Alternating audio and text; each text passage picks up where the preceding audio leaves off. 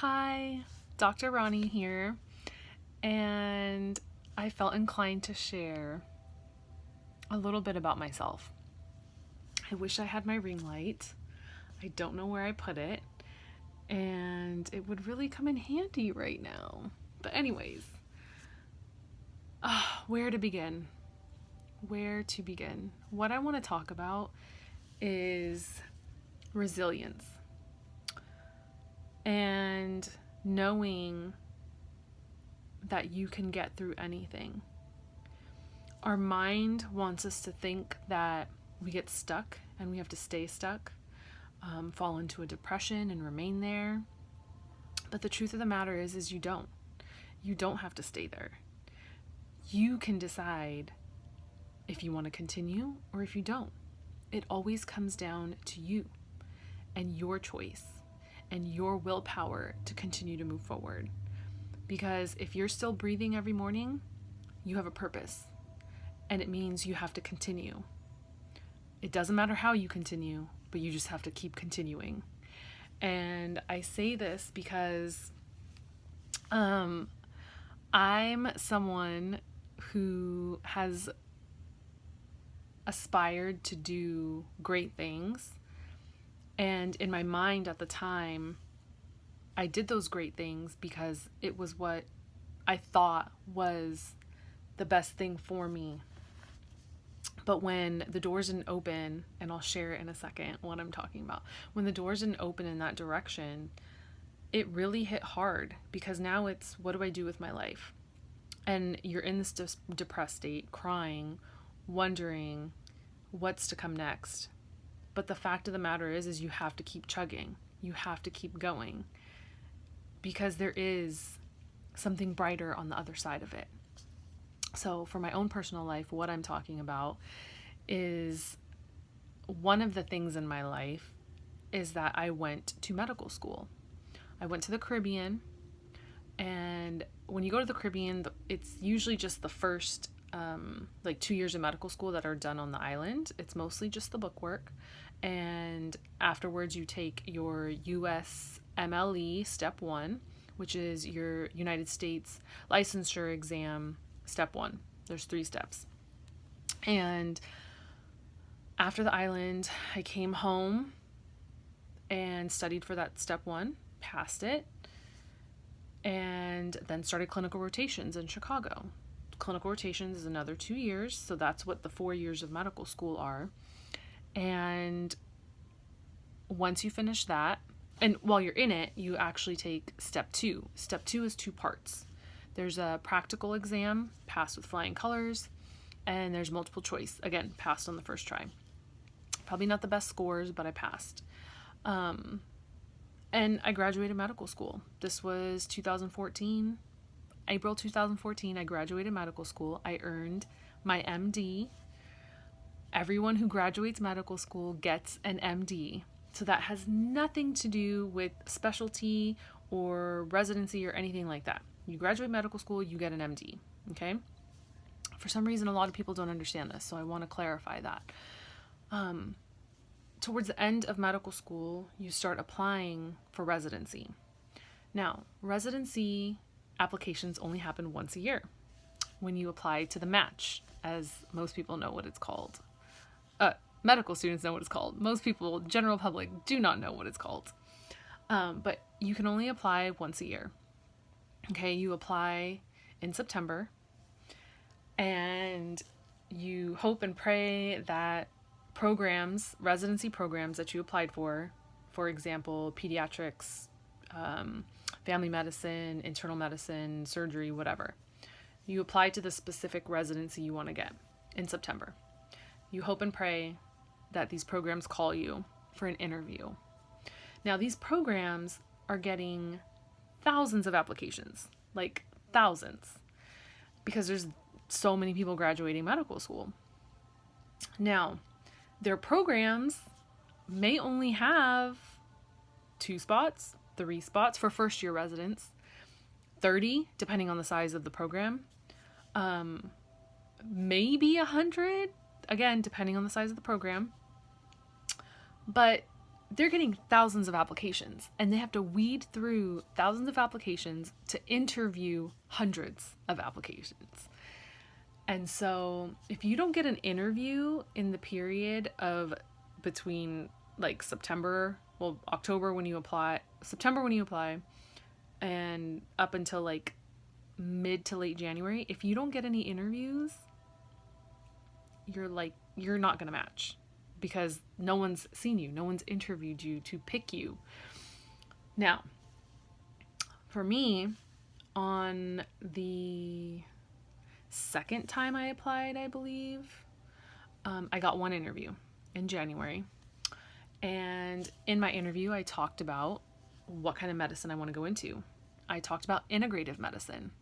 And integrative medicine is incorporating ancient Eastern philosophies, ancient medicine, with New Age Western conventional medicine, and combining the two as a practice. And this doctor that was interviewing me never even heard of it.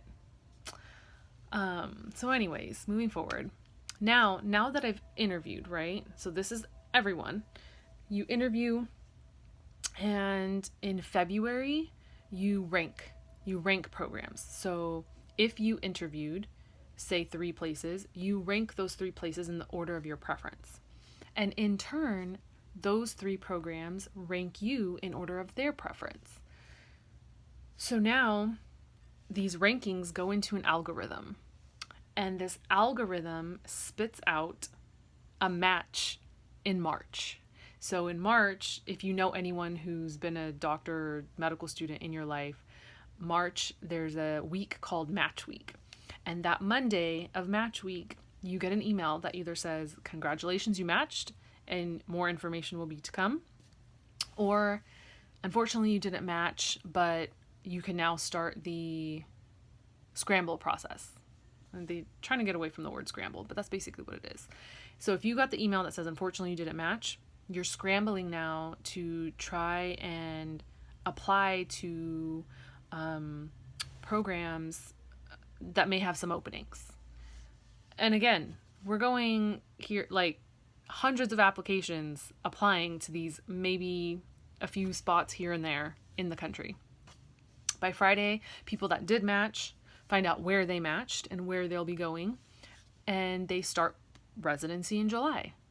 And those people that did not match in Match Week of March, you scramble. If you didn't match in scramble, then you have to wait till September to apply again.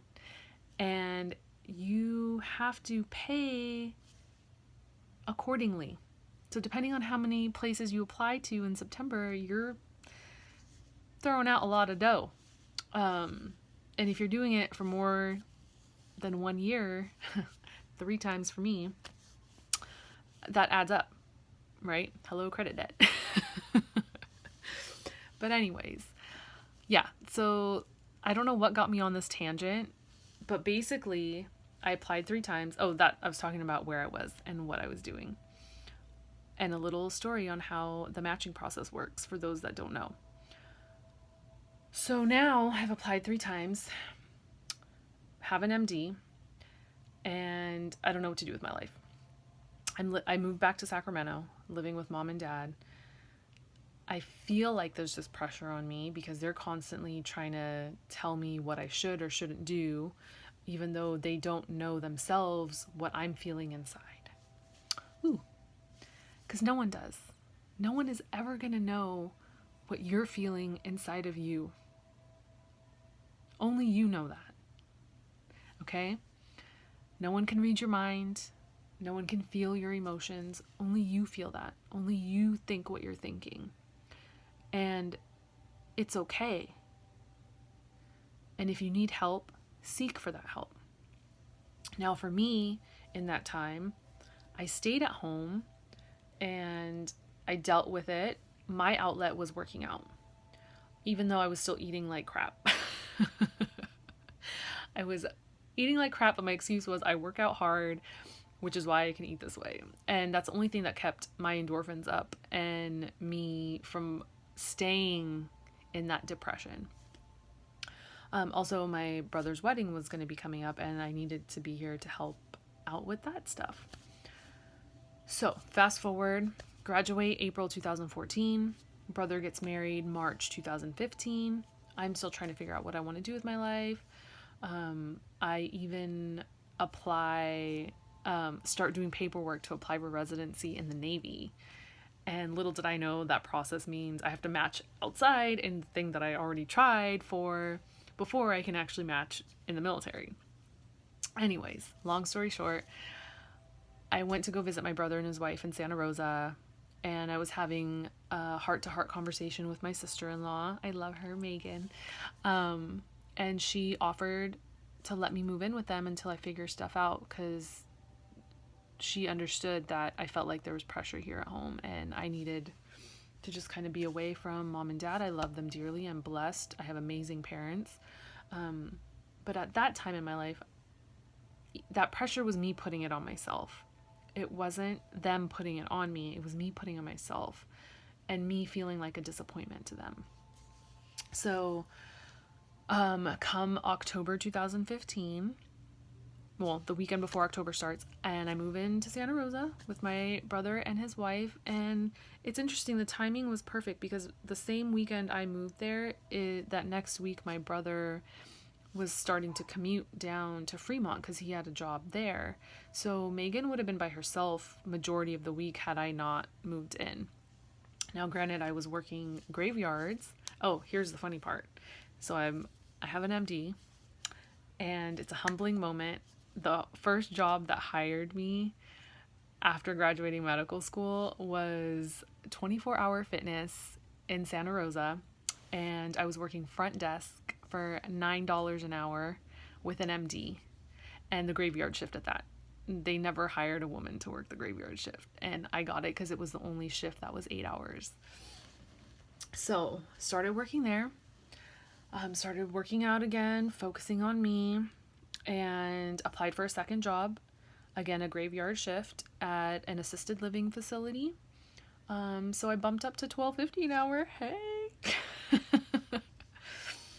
I was there literally only until the first week of February 2016 because my sister-in-law got a new job and relocated to Redwood City for work. So when they had decided that they were going to be moving, they asked me, do you want to stay in Santa Rosa and rent out the townhome and continue working at 24, or do you want to move with us? And I took some time to think about it. I researched some programs in Ayurveda.